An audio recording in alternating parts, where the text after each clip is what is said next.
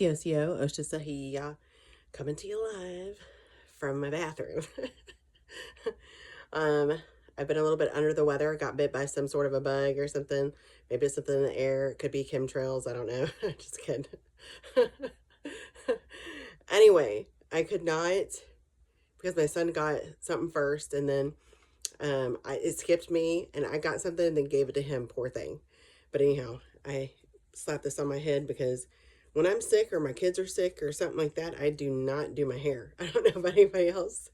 But anyway, I had to come on here because I keep seeing all this stuff about people from Somalia. So I'm not sure if you're aware, but that place has a pretty daggum low overall IQ. It's usually under 70. I think the average is like, I don't know if it's 63 or something like that, 68. I don't know. It's in the 60s. And if you don't understand what that means, coming back from me being born in the 80s, I'm going to tell you that's a one-way, all-inclusive pass on the short bus, as well as everything that allots you, right, for school purposes. And then like later on in life, I'm pretty sure that you're having a hobby of something that's super repetitive. Or you're a door greeter or something, right? I'm not trying to be rude or anything. I'm just giving it to you logically, okay? So imagine you go into a restaurant and you're seated, everything seems fine, and then all of a sudden you see roaches around. You see people digging through the trash and going to the bathroom in the corner, and you see them with whatever they got out of the trash can. They're making a makeshift bidet to clean themselves, right? All of these things would be completely normal in whatever environment they grew up in. So it's not the people's fault. It's the fault of the people that brought them to a country that does not behave that way, right?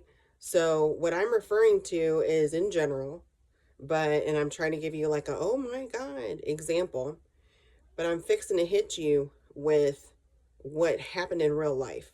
So I saw a video from Benny Johnson, and shout out to Benny, just kidding, of a gentleman sitting down in front of the camera and telling his side of what he had to deal with on a daily basis when they brought these people over. When I say they brought these people over, you know when they brought them over, right? Let's be real.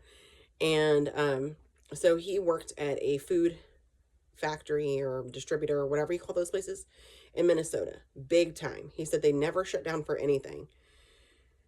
And so they bring these workers in. They don't use the bathroom.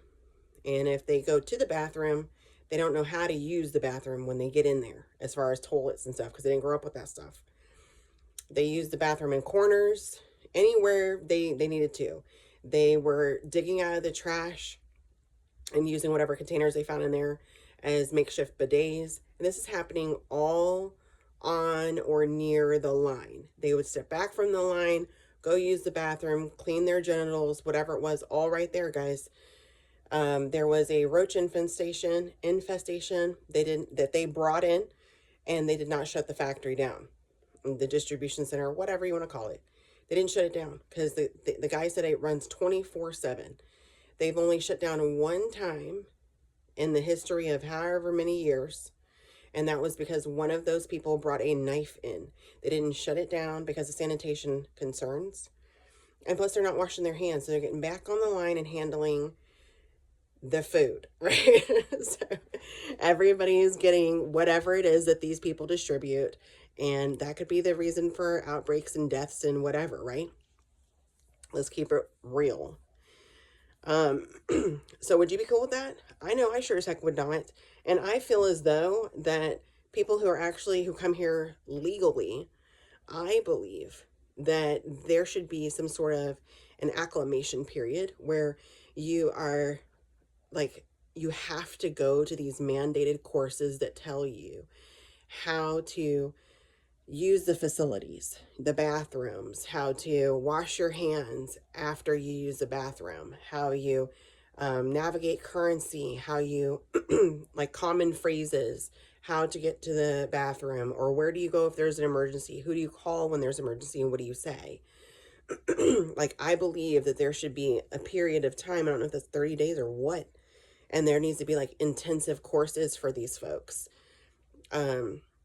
But yeah, no, those people would not have come over here legally. I'm going to tell you, because like you have to have like all these people that have come here legally and then got their citizenship. Like, it's not a cakewalk, right? Nor should it be. So these people who have those lower IQs, they are super susceptible to believe in anything. Like, come on, you know? We have got to make sure that these people are taken care of when they do come over legally, which again, these people came over illegally. So let's just gather them together, give them some currency, and send them back to where they came from, and give them the proper tools to then apply for citizenship, right? Like, why is everybody messing around, and like making excuses? Oh, okay, fine. If you're cool with that, then why don't you move to Minnesota? If you're cool with that, why don't you harbor, like, take in or whatever and help a Somali refugee? If you think, oh, so, I'm so touched.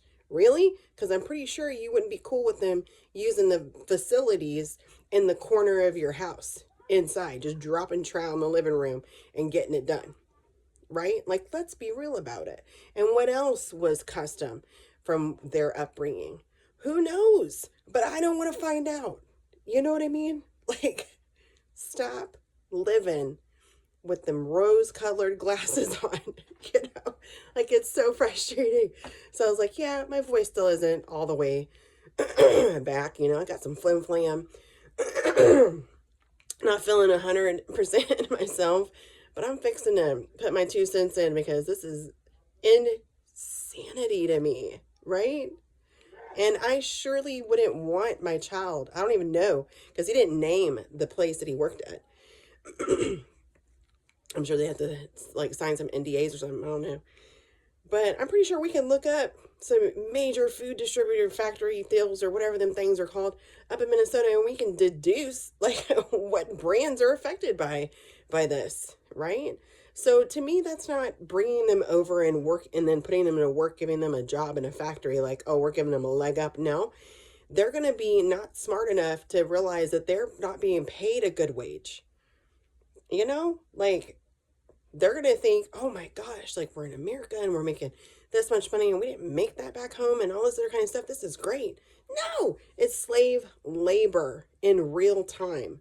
So come on now. And then also with like no voter IDs and stuff, people pushed that and are pushing it or whatever it is. You want these folks voting on your stuff? You know what I mean? Like, come on. I don't want them voting on nothing. You know what I mean? Because they're easily coerced, and plus they're not going to be able to make sense of things that's on the ballot. You know what I'm saying? Like, anyway, but they want no voter IDs, but they do want you to show a certain jab card, right? But that's a whole other thing. Anyway, don't the go hang and a good shine till we meet again. Love you, mean it. And if you're offended, like, I don't care, because literally you need reality.